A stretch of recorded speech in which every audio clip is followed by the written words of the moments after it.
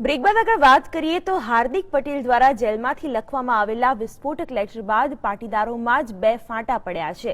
પાટીદાર વિચાર મંચના કન્વીનરે હાર્દિક પટેલને જેલમાં પત્ર પાઠવી વેધક સવાલો પૂછ્યા છે।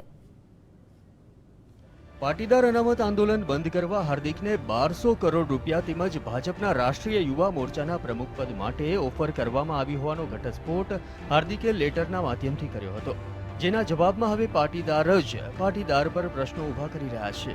તારા જેલમાં ગયા પછી સમાજમાં ગરીબ મા બાપના સંતાનોએ તને છોડાવવા માટે ગાંધી ચિંધ્યા માર્ગે આમરણાંત પ્રતિક ઉપવાસ કરી તારી વાચાઓને સરકારમાં રજૂ કરી છે। આવા સમયમાં સમાજના મોભીઓ અને સરકાર વચ્ચે મધ્યસ્થી બની સમાજના પ્રશ્નો ઉકેલવા માટે આગળ આવ્યા છે। ત્યારે આ સમાધાન ફોર્મ્યુલા ચાલી રહી છે, ત્યારે સમાજના મધ્યસ્થીઓને તું વચેટિયા કહીને સંબોધન કરી રહ્યો છે। જે લોકો મધ્યસ્થી કરી રહ્યા છે તે કોઈ સરકારના દલાલ નથી। તું આવા શબ્દો વાપરે તે યોગ્ય નથી। સરકાર તરફથી રૂપિયા 1200 કરોડ અને ભાજપ યુવા અધ્યક્ષની ઓફર થઈ છે, તે કદાચ તારું નિવેદન કે પત્ર વાહિયાત છે। આ ઓફર કયા અધિકારીએ કરી છે તેની નામ જાહેર કરીશ તો ચોક્કસ પોતે સરકાર સામે જવાબ માંગશે। તને ભાજપના યુવા અધ્યક્ષ બનાવવાની ઓફર કરી તે વ્યક્તિનું પણ નામ જાહેર કરીશ તો સમાજ તારો ઉપકાર માનશે। સમાજના ગરીબ ખેડૂતોને જેને પોતાના સંતાનોને ચોકલેટ માટે પૈસા નથી આપ્યા, તેમણે પોતાની બચતમાંથી સમાજની બહેનો માતાઓને તને દાન આપ્યું છે, તેનો હિસાબ સમાજને આપ્યો નથી।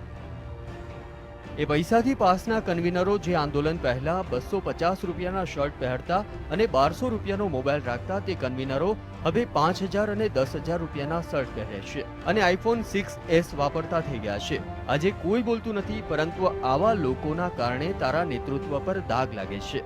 સમાજના આવા ગોરખોદિયાથી તારા નામ પર પોતાના રોટલા શેકી રહ્યા છે। માટે તું વહેલી તકે સુરત પાસના કન્વીનરો નિખિલ સવાણી, ધાર્મિક માલવીય અને પંકજ સિદ્ધપરાને સમાજ સામે હિસાબ રજૂ કરવા કહે। આ પૈસા સમાજના છે અને હિસાબ આપશે તો જ સમાજની નેતાગીરી સાર્થક ગણાય। જો તારામાં થોડો પણ સ્વાર્થ આવશે તો સમાજે તને હીરોમાંથી ઝીરો બનાવતા વાર નહીં લાગે। જે 1200 કરોડની જેને ઓફર કરી છે એ IAS અધિકારીનું નામ જાહેર કરે, અને બીજું જે છે કે એને રાષ્ટ્રીય યુવા અધ્યક્ષની જેને ઓફર કરી હોય એનું નામ જાહેર કરે, અને ત્રીજું કે જે આ સમાજ પાસેથી જે પૈસા લઈને આ લોકો જે વાપર્યા છે એનો હિસાબ જાહેર કરે। અનામત બાબતે ચાલતા આંદોલનને કઈ દિશા મળે છે અને પાટીદાર આવી સ્થિતિમાં અનામત કેવી રીતે મેળવે છે તેના પર સમાજની નજર છે। સંજય મહંત, GSTV, સુરત।